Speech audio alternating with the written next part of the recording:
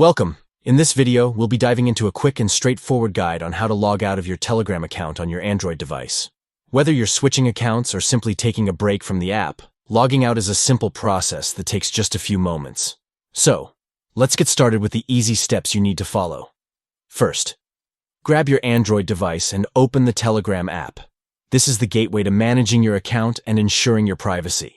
Next, look for the 3 horizontal lines located at the top left of your screen. Tap on those lines to reveal the main menu. This menu is your navigation hub, where you can access various features. Now it's time to tap on Settings. This is usually found near the bottom of the menu list, and it's where you can configure your account preferences. Once you're in the Settings menu, take a look at the top right corner of your screen. You'll notice 3 dots. Tap on those. It's often where you'll find additional options. From the drop-down menu that appears, select Log Out. This action is a crucial step, so make sure you are ready to proceed. Finally, a confirmation prompt will appear at the bottom of the screen. Tap Log Out again to finalize the process. Confirming this step ensures that you are officially logged out of your Telegram account. And there you have it.